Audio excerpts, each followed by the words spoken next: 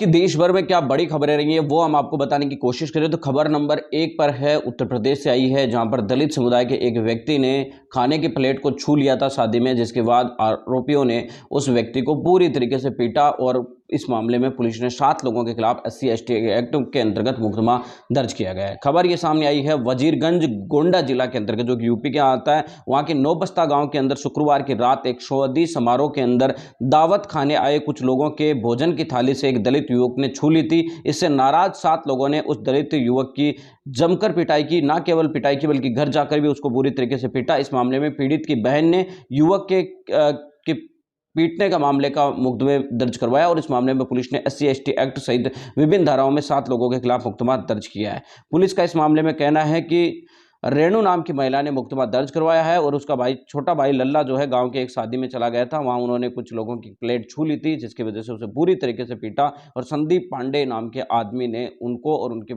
कुछ अपने गुंडों के साथ वो पहुंचकर पूरी तरीके से परिवार को पीटा। उसमें उसके बड़े भाई को भी चोटें आई हैं। दूसरी तरफ अगर हम बात करने की कोशिश करें तो खबर सामने आई है सुप्रीम कोर्ट से, जहां पर दलित समुदाय छोड़कर अगर किसी व्यक्ति ने मुस्लिम और ईसाई धर्म ग्रहण किया है तो उसे आरक्षण नहीं मिलना चाहिए। यह केंद्र सरकार ने सुप्रीम कोर्ट के अंदर कहा है। दरअसल आपको बता दें कि इस वक्त सुप्रीम कोर्ट के अंदर एक अर्जी चल रही है कि जो दलित समुदाय छोड़कर मुस्लिम या ईसाई बनते उन्हें भी आरक्षण मिलना चाहिए। इस मामले में सुप्रीम कोर्ट में केंद्र सरकार ने जवाब देते हुए कहा कि दलितों के साथ जब वो मुस्लिम समाज में या ईसाइयों में कन्वर्ट हो जाते हैं तो जातिगत भेदभाव नहीं होता, ऐसे में उनको आरक्षण नहीं दिया जा सकता। हालांकि उस समय सुप्रीम कोर्ट में केंद्र सरकार ने यह जरूर कहा कि जो बौद्ध और सिख बनते हैं, अगर दलित समुदाय सिख और बौद्ध धर्म में कन्वर्ट होते हैं तो उन्हें आरक्षण मिलता रहेगा, लेकिन मुस्लिम और ईसाई बनने पर नहीं दिया जाएगा। ये आपको बता दें कि 7 दिसंबर 2022 को सुप्रीम कोर्ट के अंदर एक सुनवाई के दौरान केंद्र सरकार ने सुप्रीम कोर्ट में जवाब दिया। इसके अलावा एक बड़ी खबर हम आपको बता रहे हैं इंद्र कुमार मेघवाल के मामले की। जालोर के सुराणा के अंतर्गत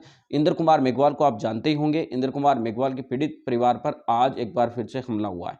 इंद्र कुमार मेघवाल के परिवार के पिता देवाराम और उसके भाई मोटाराम पर हमला होने की खबर सामने आई है, जिसमें मोटाराम गंभीर रूप से घायल हुए हैं और मोटाराम को साइलाक जो क्षेत्र है वहां के स्वास्थ्य केंद्र में उपचार के लिए भेजा गया है। बताया जा रहा है कि मोटाराम और देवाराम दोनों किसी काम से गांव से बाहर जा रहे थे। इसी दौरान कुछ घात लगाए लोग बैठे थे और उन्होंने उन पर हमला कर दिया, जिसकी वजह से मोटाराम को गंभीर चोटें आई हैं और देवाराम वहां से भाग निकलने में कामयाब हुआ, जिसकी वजह से उन्हें कुछ चोटें गंभीर नहीं है, लेकिन मोटाराम को गंभीर चोट आई है।